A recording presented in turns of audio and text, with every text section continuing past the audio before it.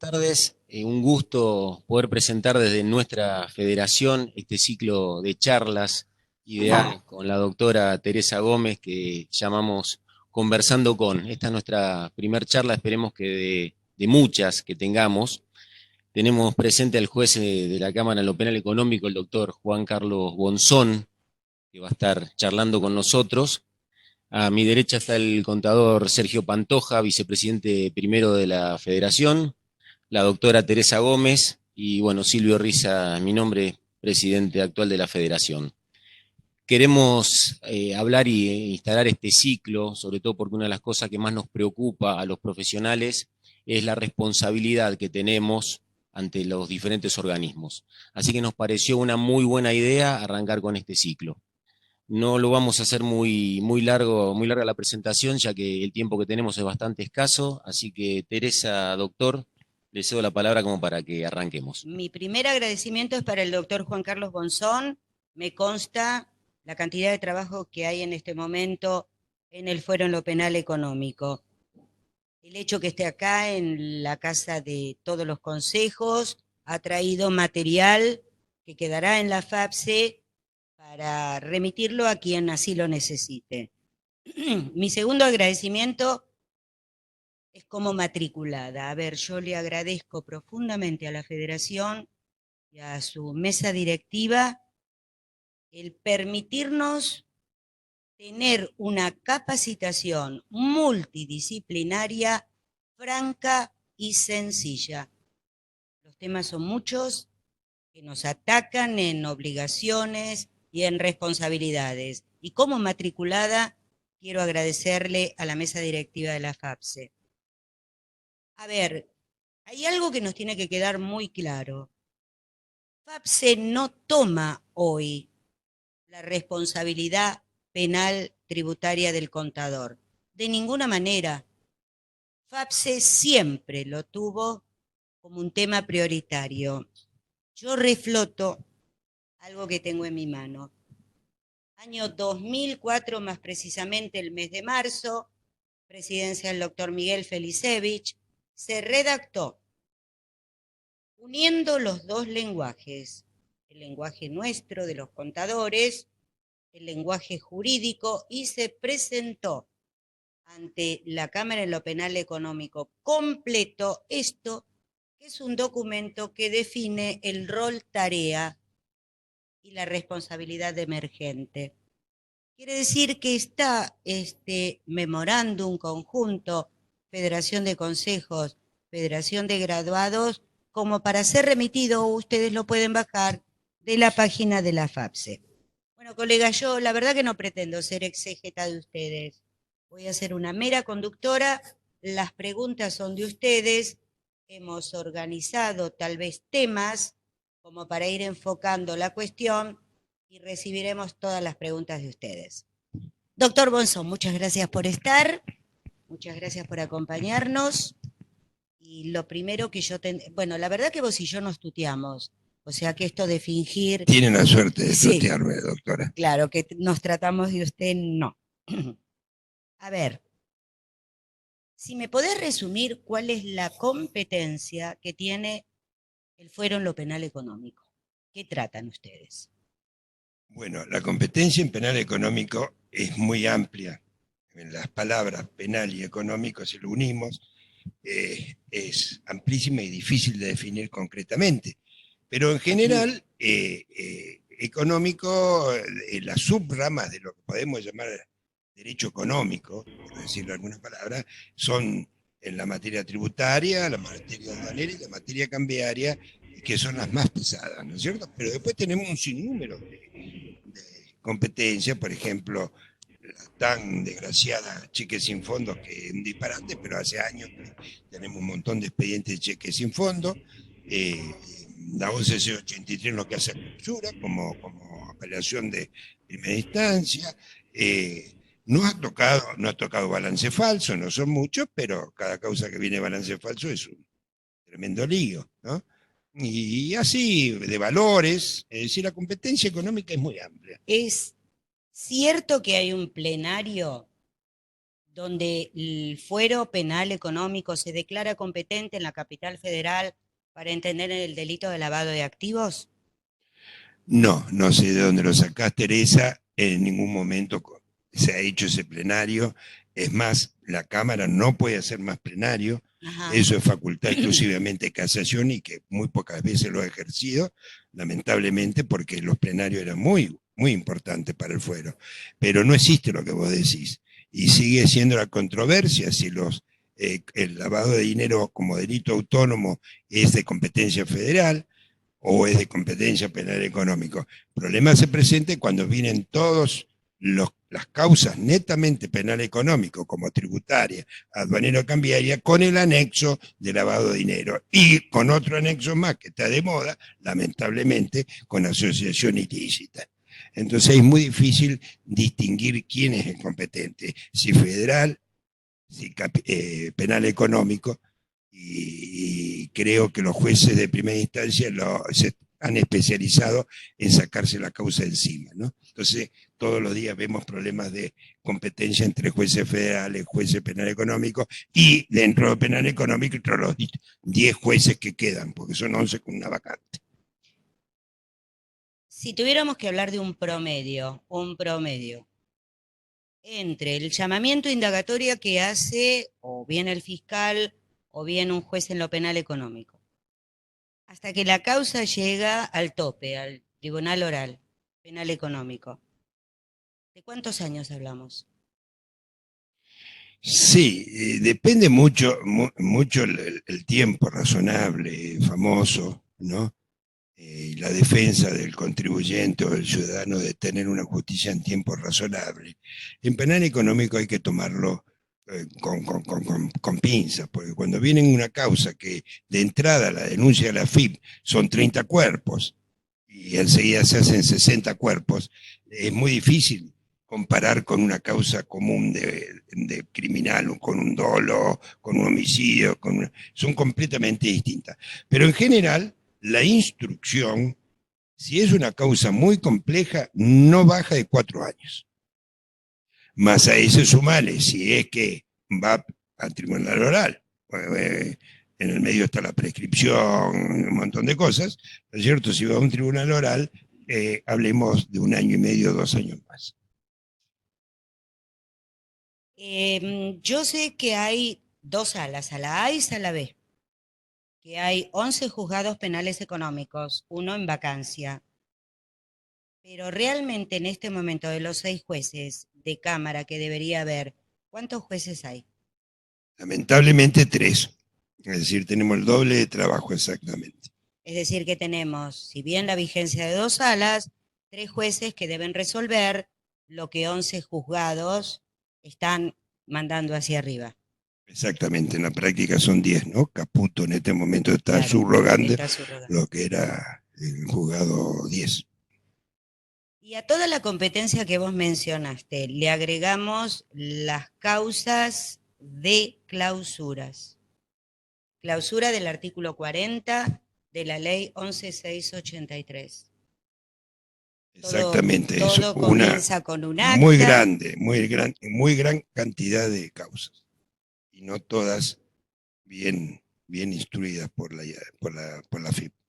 2 preguntas al respecto, Juan Carlos. A ver, nosotros tenemos una reforma hecha por la 27430 que alegró a todo el mundo porque dijeron, bueno, sacaron la multa y bajaron el mínimo y el máximo de la clausura, que de 3 a 10 se fue de 2 a 6. A prima facie, y con una lectura muy rápida, todo el mundo tiende a decir, la 27430 es más benigna que la anterior.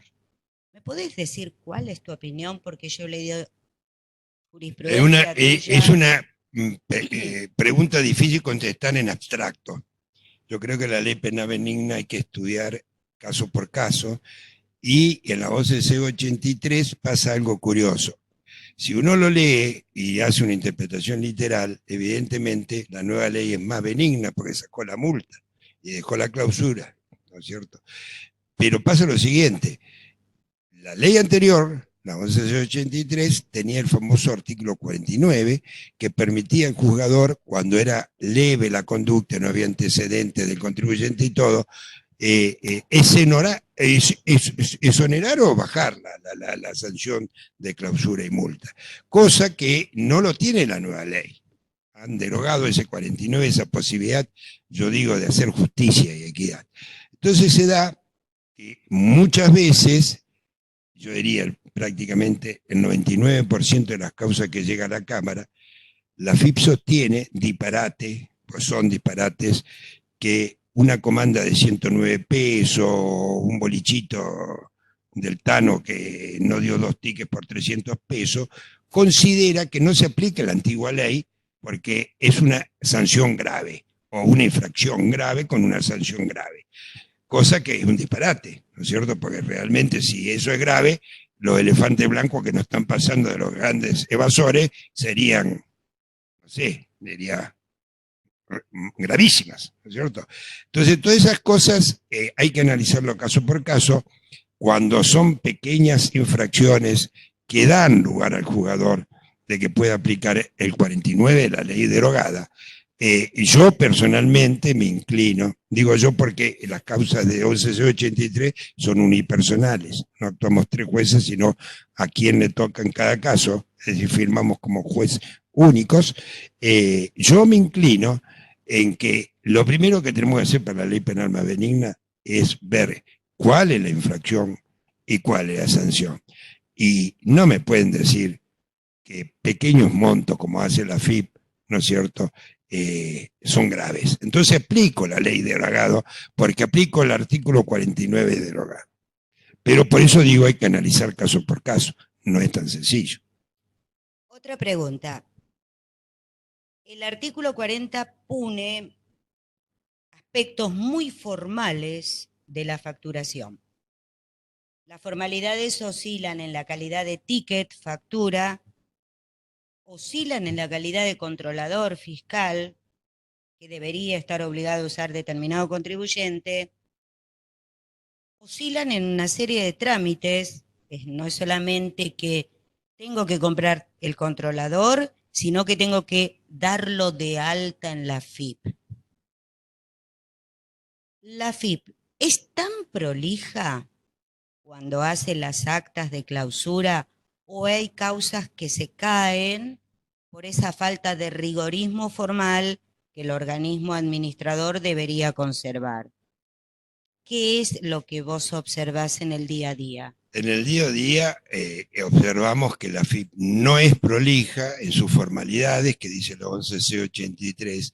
Es más, ¿no es cierto?, esa desprolijidad lleva necesariamente que el contribuyente, que el primer informe del descargo ante la propia FIP no pueda hacer su legítima defensa. ¿Por qué? Porque no le dicen cuál es la infracción imputada o porque una imputación vaga o una reiteración, o dicen que tiene antecedentes infraccionales que no sabemos a qué antecedente infraccional. Para esos casos hay un remedio. El remedio, gracias a Dios tengo una amiga que publica una revista muy reconocida, porque se la compró a mi secretaria le pasa abajo sin enterarme yo las cosas. Bueno, vamos a descubrir todos nuestros bueno, secretos. Hay que descubrirlo públicamente, Claro. pero hacen bien porque creo que, no porque sea mi fallo, discúlpenme, no es por falta de humildad, pero creo que hay que hacer una aclaración especial. Con las 11C83 somos jueces de juicio, digamos. Porque en las causas comunes, la Cámara y los jueces de primera instancia somos jueces de instrucción, procesamos pero no condenamos ni absolvemos. Pero en la 11C83 sí condenamos o absolvemos. Está bien que son sanciones, pero hacer de naturaleza penal me permite aplicar el principio indubio pro reo. Si alguien me está diciendo que no pudo defenderse y hacer su descargo, pues no sabe qué le imputaron o porque, qué sé yo, en este hacer tan detallista de la FIP, vuelvo a repetir, bueno, mira los negocios y manda causas por 200, 500, 600 pesos cuando el elefante blanco de millones de dólares le pasa adelante y nadie dice nada. Entonces estamos en el horno. Discúlpenme el, el término vulgar. Es decir, que ¿no vos es le cierto? aconsejarías al contribuyente siempre defenderse cuando tiene argumentos. El contribuyente siempre se tiene que defender. Ajá. ¿No es cierto? Máximo, acuérdense que estamos hablando de clausura. Clausura no es sencillo. Quizás para una gran empresa, aunque a mí los que me han venido a ver y hacer lobby de oficio son normalmente las grandes empresas, que ponerle 1, 2, 3 días de clausura a una gran empresa es una propaganda bastante jorobada, pero no le quita la vida. Pero a un comerciante que le cierran 3, 4 días un negocio y que todo el barrio se entera, no le quieren comprar más porque le ponen una franja que dice clausurado por evasor. ¿No es cierto? El interior es completamente distinto. Entonces hay que tener mucho cuidado, no por defender al contribuyente, ¿no es cierto? Yo no quiero decir, como decía mi querido viejo y ya jubilado Cruciani, que los inspectores de la DGI son agentes subversivos. No son agentes subversivos. Son agentes raros, diría yo, no subversivos, pero hay que tener cuidado. Y gracias a Dios tenemos instituciones. Lo que pasa es que tenemos tanto trabajo que ponernos a defender en una causa o estudiar una causa de un pequeño contribuyente lleva el mismo tiempo que sacar una causa muy compleja. Porque hay que escribir y sobre todo porque, bueno, no son doctrinas que se ha utilizado en el pasado, de aplicar el indubio pro reo, de tirarle la oreja por el agente encubierto que hacen cualquier cosa, que si querés te lo comento. Ahora también son fallos que vos creo que los conocés, pero que sería digno que le haga un pequeño comentario, por ejemplo. Entonces, es el deber de todos nosotros poner el granito de arena en la defensa del débil, digamos, ¿no? Del que no tiene un buen estudio contable y jurídico atrás de sus espaldas. Bueno, entonces eso es algo que todos los colegas que nos están acompañando esta tarde debemos tomar en cuenta. Lo que yo digo siempre es, nunca abandones a tu cliente, no lo abandones, aunque sea como consultora técnica, tenés que acompañarlo, hasta el tribunal oral, pero tenés que acompañarlo. La clausura debe defenderse, tanto en instancia administrativa como en instancia judicial. La verdad que la clausura a las pymes le provoca daños que son irreparables, el daño a la imagen. Respecto del agente fiscal encubierto, ¿cuál es tu opinión? Encubierto corre por cuenta mía, por favor. Hemos tenido, creo, una causa concreta que ha salido en tu revista, que la hemos trabajado con Mariana. Mariana es mi secretaria, ya me la pude desprender, gracias a Dios, pero hasta hace muy poco tiempo ahora fue ascendida a un cargo mayor. Pero fíjense, agente encubierto, la 11683 es medianamente clara que el juez administrativo tiene que fundamentar el por qué manda un agente encubierto. No es porque se le ocurre un formulario que pase y debe firmar, yo no sé, los jueces administrativos que tenemos acá deben firmar 100, 200 visitas de agente encubierto, porque cada vez tenemos más causas de agente encubierto. La ley es clara, usted tiene, señor juez administrativo, que fundar, ¿no es cierto?, en los antecedentes de la persona y, digamos, en una inteligencia previa, y ponerlo los fundamentos para que el contribuyente se pueda defender desde el vamos, desde el descargo administrativo.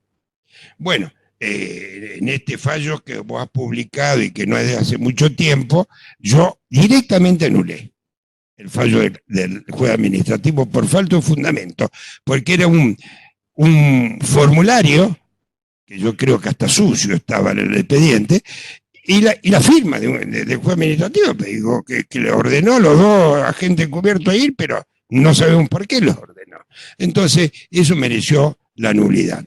Y creo que vamos a seguir en la misma tendencia. Cada vez que no cumpla la DGI lo que tiene que hacer, le voy a anular la sentencia. Eso nos da una gran tranquilidad como ciudadanos.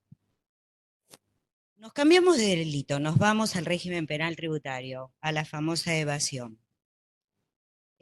Vos sabés que hay una discusión doctrinaria acerca de la calidad de dolo que necesita la penal tributaria. Hay un renombrado juez de primera instancia que entiende que el delito de evasión podría configurarse con el dolo indirecto. De la lectura de la ley, sin prejuzgar, ¿qué calidad de dolo pide el delito de evasión? Bueno, en principio las leyes no dicen, que yo conozca en mi extensa trayectoria, si el dolo abarca el dolo directo o indirecto o eventual. Eso es una interpretación que se debe hacer. Yo creo que es difícil expedirse. El dolo eventual está muy cerca de la culpa consciente, ¿no es cierto? Exacto. Yo me inclinaría por decir que abarca el dolo directo solamente. Pero lo que pasa es que están tan juntitos a veces. Las causas se presentan como dolo eventual, y vamos a ver cuando hablemos de responsabilidad de la profesión y eso, es muy fácil decir, yo no actué con dolo, yo cumplí con las reglas profesionales, o el despachante que dice, ay, discúlpeme, yo me dio, el importador me dio la documentación, pero usted no vio que la documentación en vez de 0 dice 100 o viceversa.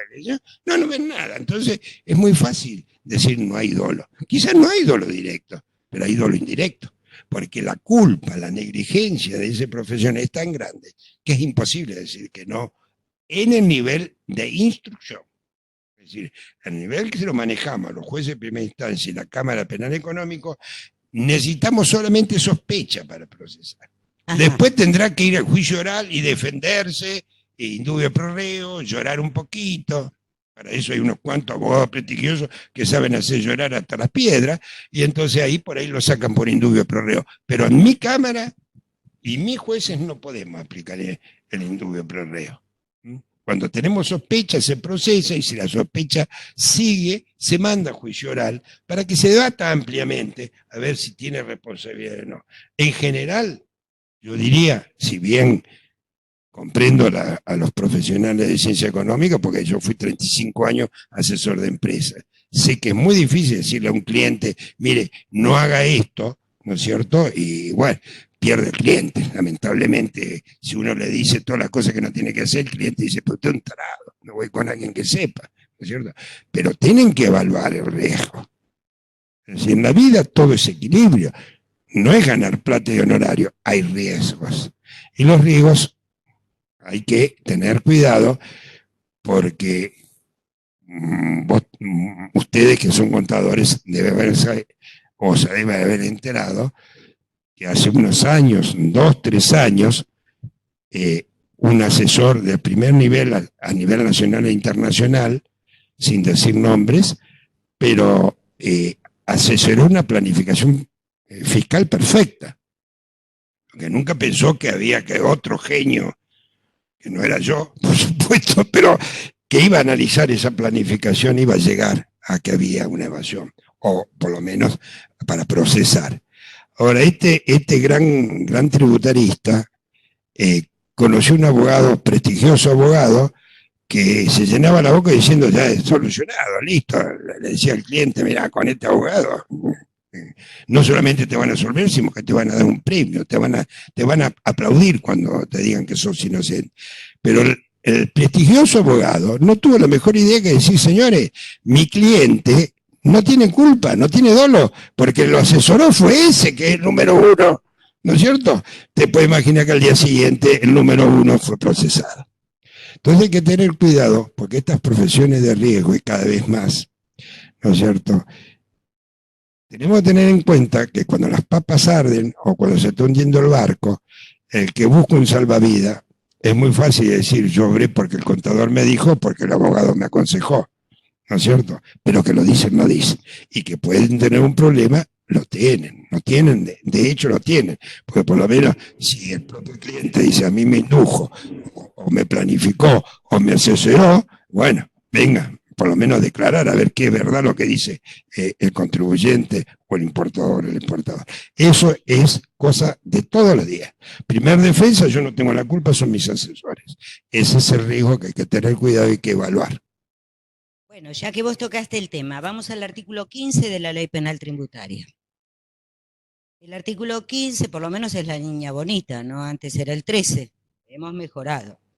El artículo 15 tiene 3 párrafos. Realmente el primer párrafo, por la redacción de los verbos típicos que utiliza, estaría destinada a contadores y escribanos, ¿sí? Son tareas propias de sus profesiones. Hay un segundo párrafo que todos sabemos que fue propuesto por Alberto Abad, que habla de que el que concurriere, ¿sí? Y habría un tercer párrafo que habla de una asociación ilícita distinta de la tradicional, habla de la asociación ilícita fiscal. Si nos ubicamos en el primer párrafo, este libro, que fue muy utilizado por un ex integrante de la Sala B, el doctor Marcos Graviker, él decía lo siguiente: yo cuando viene un contador, leo, busco en el libro y dice, es un auditor. Entonces yo veo que haya hecho todo lo que este libro que redactaron ustedes dicen que tiene que hacer un auditor.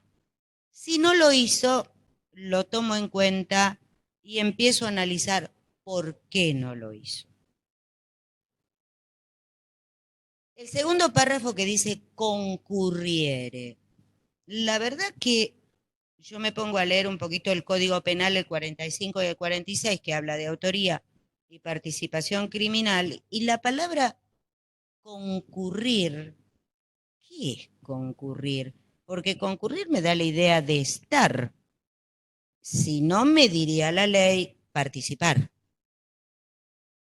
Y el tercer párrafo, ¿por qué diseñar una asociación ilícita especial y no la tradicional? ¿Podrías hablarnos un poquito del artículo 15? Bueno, son 3 preguntas en una, pero no, si no me las repetí porque mi cerebro no da para tanto. Andá pregunta por pregunta. Empezamos por Con respecto al primero, perfecto. O sea, que va dirigido a los escribanos y a los contadores, es verdad. Sí. No está dirigido a los abogados porque eso es lo que proyectan la ley. Por supuesto, los abogados siempre zafamos. Para eso hacemos las leyes, ¿no? Lógico. Pero tiene una importancia. Es decir, el delito tributario tiene una esencia económica, una esencia de contable, ¿no es cierto? Entonces está dirigido al contador que en cierta manera planifica y arma, ¿no es cierto?, lo que después se va a imputar por evasión. O arma para hacer una elusión fiscal, que lamentablemente la vieja elusión fiscal del artículo 2 de la 11C83, cuando yo estudiaba, no existe más. La elusión es evasión ahora. La planificación fiscal es evasión.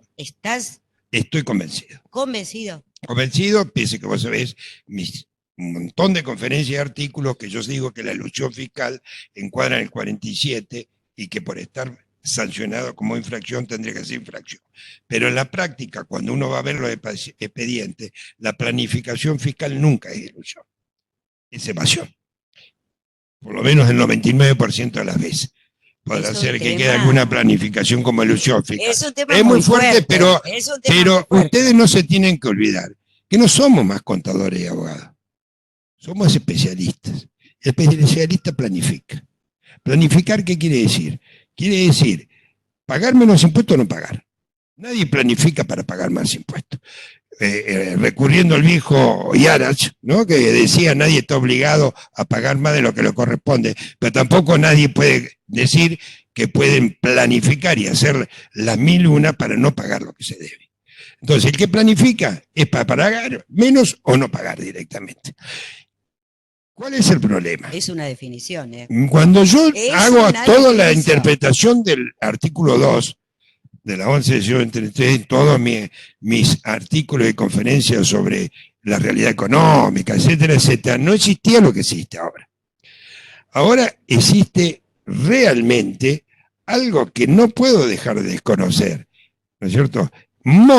Se monta la planificación fiscal, no se monta con la evasión. Se monta mucho antes, contablemente. Porque si no lo montarían contablemente, no podría haber la posibilidad.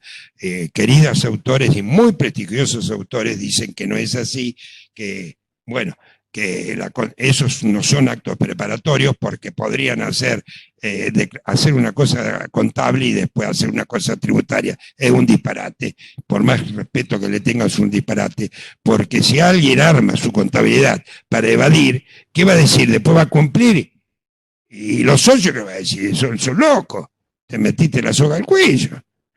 Porque ahora vamos a ver qué pasa con las rectificaciones, que también es una de las grandes diferencias con mi querida amiga Teresa y mi amiga querida Marta. Vamos a verlo, vamos a analizarlo, porque concretamente se analizan cada vez que tenemos causas como de este tipo. ¿Qué hago? Doctor, necesito no pagar, y si pago, sí, tengo que pagar lo mínimo posible. Así, bueno, planifiquemos, vamos a ver, pagamos esto, débito, crédito, IVA, que no vengan, qué sé yo, el lío este que tenemos, en el farrago de normas que tenemos, se puede planificar, y tenemos muy buenos planificadores. Pero empieza con la contabilidad. Es decir, que para vos la contabilidad es una piedra fundamental. Fundamental. Y vos sabés que en muchas conferencias lo he dicho a este chico que le llama delito tributario contable, y estoy totalmente de acuerdo. ¿Cómo es que se llama el chiquitito este que lo quiero tanto? Bueno, un pibe joven que sacó un artículo, Robertino Lopetegui, que me dijo, doctor, me hizo famoso. Sí, pero famoso pues te lo mereces, porque hizo un artículo excepcional, contando cómo la contable es la base del delito tributario. Porque si a mí me dicen, yo hago todo esto contable y después no lo hago, digamos, el balance contable no coincide con lo que declaro, y no sé, qué sé yo, solamente un tarado se le ocurre así, a planificar y pagar, que armar todo una misa en escena para después pagar lo que debe, me parece medio tarado, pero nadie es tarado en la Argentina. Argentina, ojo, todos somos tarados, pero no somos ninguno tarado. Es decir, que... Ni en tributario ni en aduanero. Famoso querido amigo mío también que dice que en comercio exterior existe la simple mentira. Cuando me den un ejemplo de simple mentira que no afecta el control aduanero, que me lo hagan saber porque lo voy a publicar. Voy a decir, tenía razón la doctrina que dice que la simple mentira no es punible. La simple mentira es mentira. Y en comercio exterior nadie miente simplemente. Mienten bastante gravemente, ¿no es cierto? Entonces nos tenemos que dejar de estupideces. Que ahora que si la subfacturación, la sobrefacturación es más justificada, menos justificada, que bueno, perfecto, analicemos todo, pero no me vengan a decir que la simple mentira existe. Simple mentira es si vos me decís que joven y lindo que soy, entonces digo, eso es una mentirosa. Es una simple mentira. Pero no decir que una importación que vale 1.000, yo la importo a 100 para pagar menos impuestos, viceversa, con los problemas de precio de transferencia. Mejor no hablar. Quiere decir entonces mejor no hablar porque otro problema que tenemos en Argentina, los precios de transferencia están a la orden del día, disparate total. Pero seamos concretos, si vas a planificar y vas a planificar bien, sostenelo y decilo, ¿no es cierto? Y engañar al fisco, pero no hagas una declaración, ¿no es cierto?, jurada, que es donde se consuma la evasión, porque el fraude está ahí, el dolo está en la declaración inexacta dolosa, ¿no es cierto? Ahí se consuma el delito. Pero es claro, pagás 2 meses después o 3 meses después, pero ¿para qué hiciste la declaración antes? Sí, yo se lo digo claramente. Lo hacen porque nos lo llaman por teléfono, mirá, tenés cuidado, rectificá porque te están por inspeccionar. ¿Para vos la rectificativa no es un arrepentimiento postdelictual? Mira, la rectificativa te voy a decir claramente, Teresa, y vos sabés mi pensamiento porque lo he sostenido desde hace muchos años. Sí. Lo que quiere la ley es que yo haga una declaración veraz y en base a esa declaración veraz pague. Pero si yo hago una declaración veraz y no pago, no es delito. A lo máximo me ejecutarán lo que yo declaré que debo y no ingresé. El pago es pago. No es fraudulento o no fraudulento, es blanco o negro. ¿Cierto? Ahora, la declaración mendaz, claramente, no sé, dicen, es un error, permitido error. Sí, si la ley 1183 me permite modificar y rectificar todos los errores de cálculo, eso lo puede hacer al principio, al final o después del pago y de la declaración, no hay problema. En vez de 0 puse 10, ahora si en vez de 0 después rectifico y pongo 1.000.000, bueno, ya me hace dudar que sea un error. Eso es un horror, no un error. esto se presta mucha corrupción. Entonces, vos sabés que en una conferencia muy importante me decían, ¿no es cierto? Pero ¿cómo se existe el artículo 16 que uno puede denunciar antes que se entere la FIP? Sí, sí, existe, le decía, pero tiene que ser espontánea.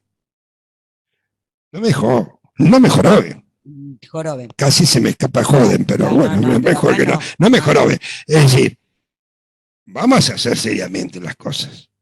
Si la ley quiere que una cosa tan sencilla como que hagas una declaración jurada veraz y pagues en consecuencia, no me digas que vos hagas una declaración jurada en diciembre para pagar en marzo.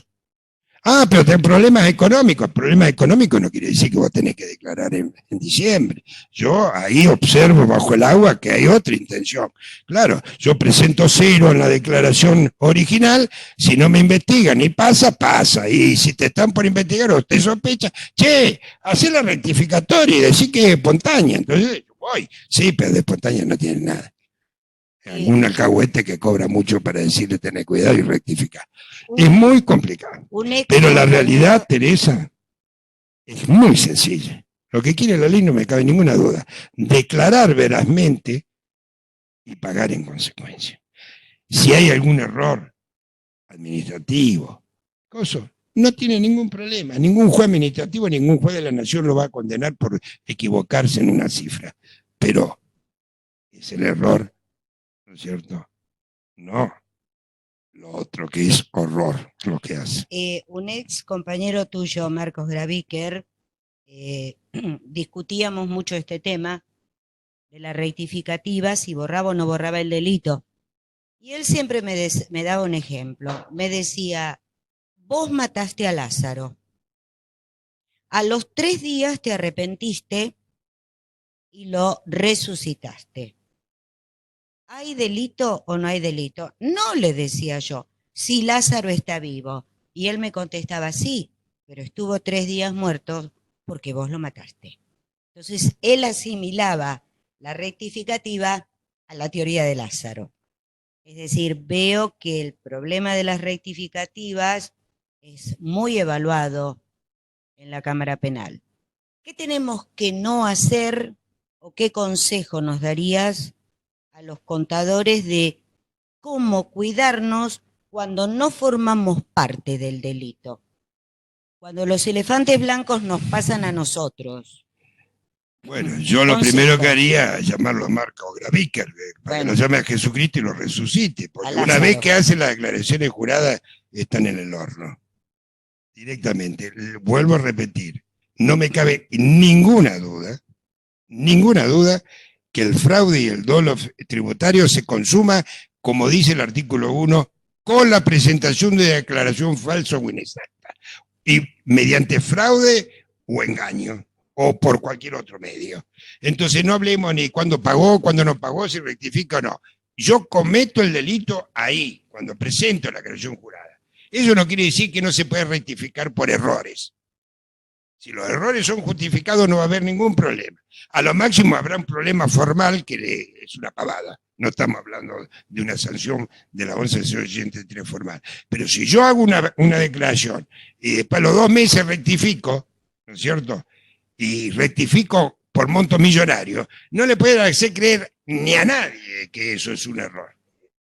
Eso es doloso. Ahora, la declaración jurada es del contribuyente, no es del contador. Es del contribuyente, pero en general se lo hacen los contadores, sobre todo en el interior. Por eso, no es fácil, y dije que el principio de equilibrio que debe gobernar en general todos nuestros actos de la vida es fundamental. Profesiones que son de riesgo, yo diría insalubre, no quiero poner la palabra insalubre, pero el contribuyente, sobre todo en el interior, confía en su contador, porque no sabemos hacer una declaración jurada. Hay que hacer un curso para hacer una declaración jurada.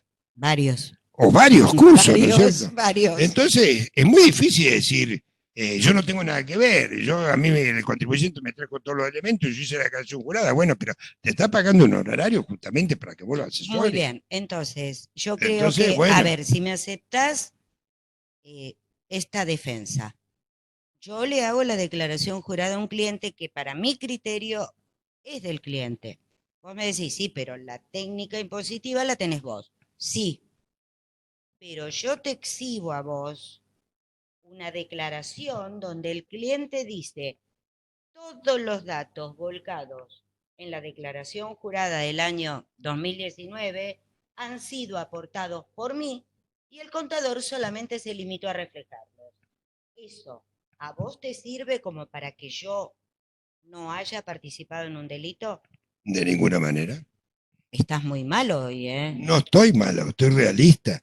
Si vos sos una contadora idónea y Sí, equilibrada, no te sí, conformás con una nota del contribuyente que dice que te aportó los datos. Tenés que ver la factura, tenés que leer los libros y hacer un estudio, porque vos estás haciendo tuyo los datos. También, ya te digo, en comercio exterior eso se ve, se nota mucho mejor. claro, El despachante de aduana, que de cierta manera es una profesión similar, dice, señores, ¿qué responsabilidad me traen si a mí toda la documentación me la trajo el importador del exportador? Pero usted la verificó, miró que haya el conocimiento de embarque, la factura.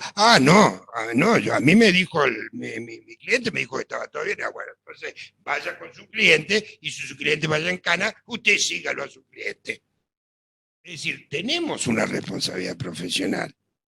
No nos dejemos engañar. Si el contribuyente cuando le da los elementos, que le dé los verdaderos elementos. Si después ustedes como profesional le dicen, mire, estos elementos usted va a pagar 100, pero vamos a ver si podemos modificarlo. Bueno, pero háganlo conscientemente ustedes y convénzalo a su cliente. Pero no que los dos se quieren lavar la mano. El cliente porque el contador le dijo que con esa nota era suficiente. Y el contador porque dice que el cliente tiene la culpa. Ergo, los dos tienen la culpa, pues ninguno fue diligente. Y si fueron diligentes, no lo están manifestando. Son unos irresponsables. Es una profesión que hay que ser responsable y hay que ser equilibrado. Lo vuelvo a repetir, yo fui 40 años asesor de empresa. No era el problema que tenemos ahora que se incentivó, pero ya en su momento las empresas me venían a preguntar a mí, no para pagar o pagar más, ¿cómo pagar menos? a ver, ¿No es no hay cierto? ningún bill de indemnidad respecto de nuestra profesión, por lo que veo. Tampoco nosotros lo pedimos. Pero quiero decirte que a veces nos resulta prácticamente imposible controlar toda la documentación de un cliente. Podremos controlarlo extrínsecamente, pero no intrínsecamente. Bueno, ya con un control exhaustivo extrínsecamente ya saben que se pueden amparar en eso. Pero esto es como el comprar títulos valores. Cuando te dan mucha rentabilidad, sabes que corres mucho riesgo. Cuando corres poco riesgo, te dan menos rentabilidad. Si ustedes, el cliente, lo satisfacen, ustedes háganse de cuenta que son la FIP. El contador es la FIP, ¿no es cierto? La FIP dice, esto es así. Frácate, bueno, perfecto. Después, cuando ustedes y el cliente sepan dónde están ubicados y cómo es la realidad del asunto y qué es lo que tienen que declarar, hagan lo que ustedes quieran, corran el riesgo que quieran, pero tengan conciencia, por lo menos de entrada, que no es fácil justificar cosas por diciendo cumplir con normas normas del Consejo o normas de la aduana o normas... no es fácil evacuar una responsabilidad tan levemente, digamos. ¿No? Sean responsables. Cuando ustedes le digan, un juez le diga, pero usted es responsable por dolo eventual, y como dice Graviker, llámenlo a Jesucristo para que lo sé. Me parece que el ejemplo que eligió es bastante defectuoso, pero no es por criticarlo a Marco, pero yo no lo llamaría a Jesucristo, lo llamaría Mahoma, que es más barato que Jesucristo. Pero yo les digo, sean responsables. Cuando ustedes le demuestren a un juez que realmente quiere hacer las cosas bien, demuestren que hicieron lo posible, lo humanamente posible, para asesorarlo bien y que ustedes, si el cliente se desvió de su asesoramiento, y bueno, ustedes cumplieron con su profesión. Ahora, si ustedes ayudan al delito, y pueden caer, y pueden no caer, depende.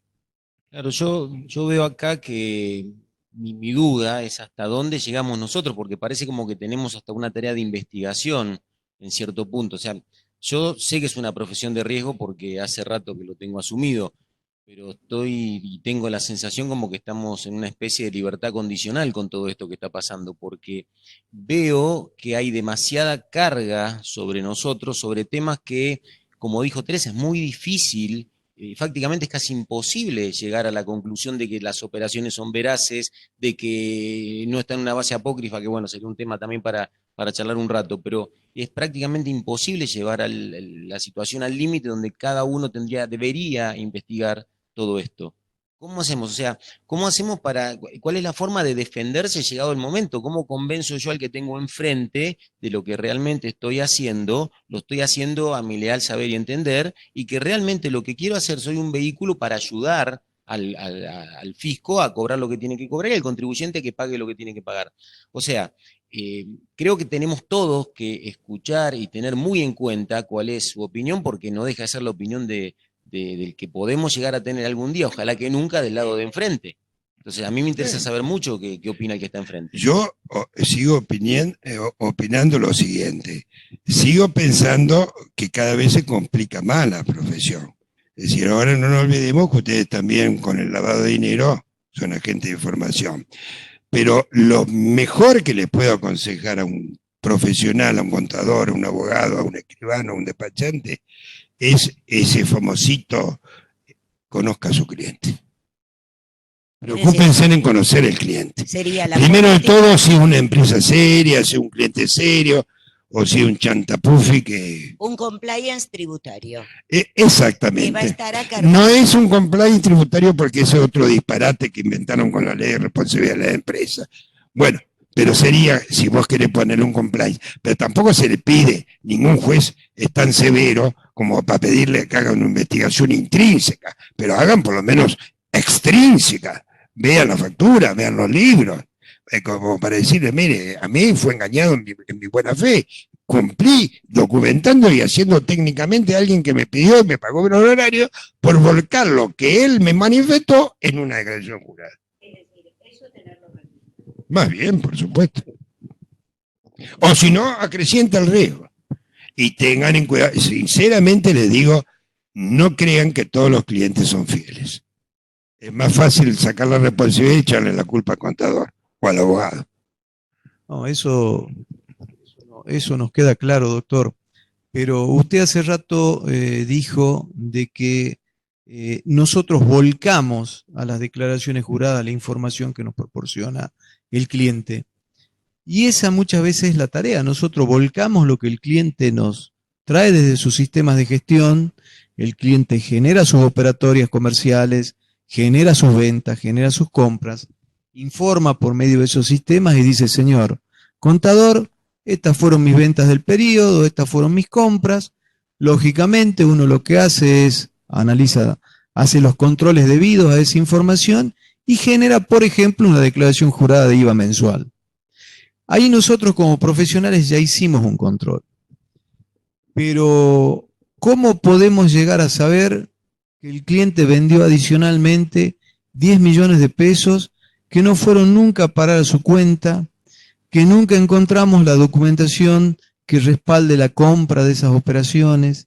¿Cómo podemos llegar a presumir eso, digamos? Está bien, usted dice, ustedes tienen que llevar adelante este concepto que trae la ley de lavado de activos, conozca a su cliente.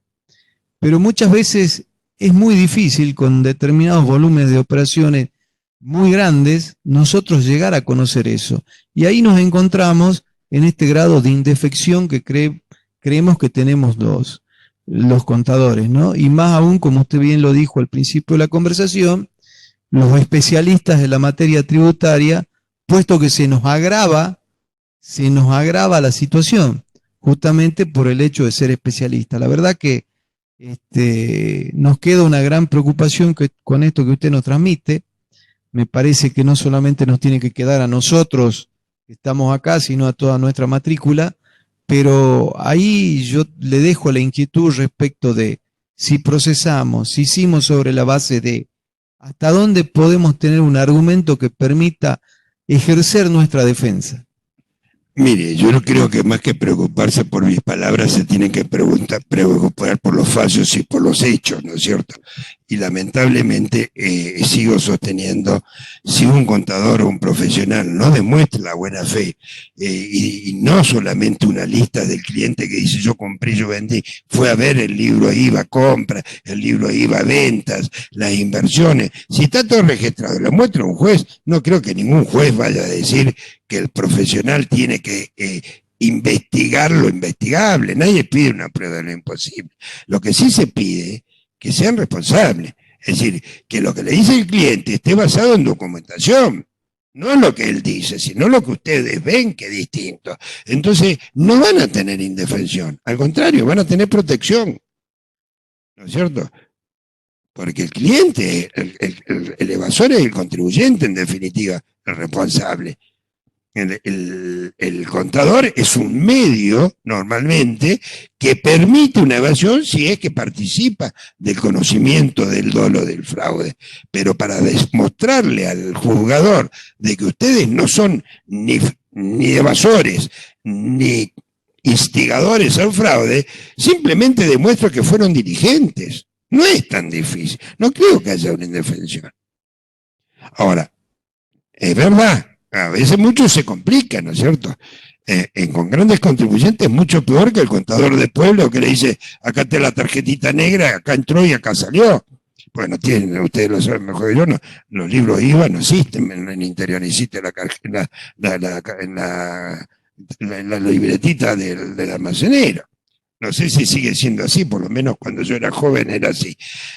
Pero yo digo, el gran contribuyente, yo le traje acá para que vea a Teresa Gómez, que me buscaron mi secretaria. Un grupo muy grande, y bueno, hay 5 contadores metidos. Uno dice que no tiene nada que ver porque es auditor externo, el otro dice no, que era apoderado, libraba cheque, pero no. No, que si pesa ese contador no sabe nada de lo tributario, porque él lo único que hacía cosas financieras. El otro dice que no, que era amigo de qué sé yo qué. La cuestión es que los cinco contadores están procesados como coautores. No fueron muy convincentes en sus cosas, ¿eh?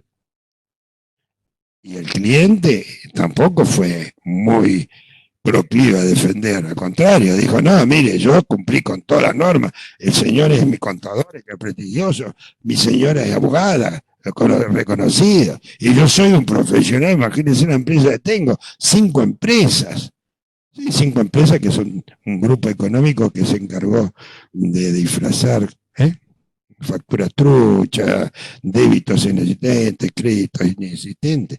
Entonces, en el momento procesal que se analiza todo, hay mucha sospecha. Pero nunca he visto una sospecha sobre alguien que es preclaro y dice, señor juez, mire, discúlpeme, por más lo que diga mi cliente, yo hice esto, mire, revisé los libros de IVA, el de IVA compra, IVA venta, ganancia, todo. A nadie se le ocurre pensar que ocultaba cosas, y además, por más que ocultara cosas, ustedes no pueden saber lo que piensa una persona. Es decir, la defensa estaría basada en poder acreditar al momento de una presunta denuncia, sospecha, el quehacer diario y la diligencia debida. Eso es lo que el contador debe tener. Esa es la palabra, diligencia debida. Nadie le va a pedir tampoco una diligencia extrema, una diligencia de un buen hombre de negocio, como dice nuestro ex Código de Comercio. ¿Qué quiere decir? Y una diligencia modesta, digamos, de un pater family, ¿no? Para no terminar con el contador y terminar con la FIP, y muy brevemente porque estamos sobre la hora. El artículo 18 de la Ley Penal Tributaria dice que la FIP deberá determinar de oficio previamente a efectivizar la denuncia. ¿La FIP determina de oficio o denuncia? Sí, determina de oficio en un 50% de las causas. Ah, bueno, tenemos una buena proporción. Pero una aclaración, por lo menos lo que consideramos un grupo de doctrina, que eso no es una cuestión prejudicial. No, lo de la cuestión prejudicial ni lo mencioné porque sé que es una posición muy personal mía. Y el artículo 180 del Código Penal dice que la acción penal la tiene el fiscal. El fiscal, exactamente. No soy yo la que opino que es una cuestión prejudicial y no lo dije, pero sí la ley dice que deberá determinar de oficio. Es una orden a la AFIP. Es una orden. Y si alguien cree que la AFIP no está cumpliendo, que le hagan una denuncia por incumplimiento de deberes de funcionarios públicos. Pero eso no nos obliga a los jueces. Lo que jueces tenemos que saber si está volcado en el expediente que nos toca resolver, si hay sospecha suficiente para procesar. Con informe de la AFIP, además, le digo, cada informe de la AFIP, primero que no lo entiende, no sé quién lo hace. Ni abogados ni contadores, para quedar bien con ustedes también. La debe hacer qué sé yo, el cadete que está ahí, le dice firmar el informe del 18. Son desastrosos. No todos, pero gran cantidad. Entonces, a mí como juzgador, lo que me interesa es que del expediente que me traen en revisación surge una sospecha de que hay un delito. Ahora, si es por el informe previo del 18, como la ley le exige la fe y normalmente no lo cumple, o lo cumple de mala manera, no me obliga a mí decir yo no puedo juzgar porque no cumplió la ley, porque no está dirigida al juez, está dirigida a la AFIP. Por eso le dice la AFIP deberá, no dice los jueces deberán. Entonces, es un buen punto. Es decir que toda esta discusión que hace años que escucho, siempre judicial o prejudicial, ¿saben para qué sirven? ¿Para qué? Para cuando querés dormir, escuchar las conversaciones, las conferencias de hace 20 años que damos. No es prejudicial, que sí es prejudicial, no sé. No obliga al juez. Obliga a la AFIP. Obliga a la AFIP. Y en el caso de una denuncia penal excitada delante de un funcionario público, yo como contribuyente afectada tendría el derecho de denunciarlo por incumplimiento de los deberes de funcionario. Sí, no me cabe ninguna duda. Después agarrate Catalina, ¿no? Bueno, ese es otro problema. Porque acá todos son, ¿viste? Fuertes, pero después cuando tienen que firmar, cuesta. Bueno, la verdad que no nos dejaste preocupados para no se preocupen, ¿no? Yo los voy a defender, si son defendibles. Estamos felices y contentos. No sé si ustedes dan lugar a que los jueces defiendan, o los jueces y fiscales, porque ojo que también están los fiscales que no dependen de nosotros. Pero yo creo que si dan mínimamente decir, señores, yo lo único que hice cumplir con una función profesional. No me digan que soy evasor o coautor o copartícipe, pero pruébenlo. No es difícil probar. Tengan un mínimo de diligencia de corroborar lo que le dice el cliente, que las cosas que le dan para hacer la declaración jurada son veraces. Y, vale, o de récord que no salga, pero se lo voy a decir igual. Cuando planifiquen bien. Porque veo cada planificación que deben creer que no sé, que los que analizan esa planificación son tontos, idiotas, porque hay planificaciones buenas, pero hay planificaciones tan burdas que no sé, ¿no es cierto? Entonces, si van a hacer algo que hay un riesgo o algo para eludir, digamos, porque hay lagunas legales que se puede pagar menos, háganlo, pero háganlo bien. No es fácil. No es fácil. Nada de lo bien hecho es fácil. ¿No es cierto? Eso es lo simplemente. Y el famoso dicho, conocer a su cliente, cada vez más importante. Ustedes saben quién es el cliente. Si es una empresa seria, saben que lleva la... Además, una empresa seria no se mete en si paga 100 o 1000 o 1.000.000 de menos. Lo que no quiere es tener problemas. Ahora, por supuesto, si esa empresa seria dice, mire, vamos a hacer una declaración que se va a ganar $1.000.000, ninguna empresa seria va a decir que no, por supuesto, pero no le hagan correr un riesgo que quizás no quieren. Y no corran riesgo ustedes. Al interior no se va a dar tantas cosas, se da más acá en la capital. Bueno, estas charlas tuvieron un origen hace mucho tiempo, ¿sí? Se materializaron por primera vez hoy, pero hace mucho tiempo que venimos charlando con Teresa. La preocupación que tenemos creo que es compartida. Yo sostengo que los profesionales en ciencias económicas nos preocupamos por muchas cosas, sobre todo de los clientes, pero no nos preocupamos por nosotros. Es por quien más preocupado debemos estar y más debemos cuidarnos. Entonces, quiero dejar esto como reflexión. Tengamos en cuenta la responsabilidad profesional que tenemos, tengamos en cuenta que nos tenemos que cuidar, que tenemos que conocer a nuestro cliente y que la idea de estas charlas es saber y conocer qué opina y qué piensa el que tenemos enfrente. Es fundamental. Entonces, realmente, más que agradecidos,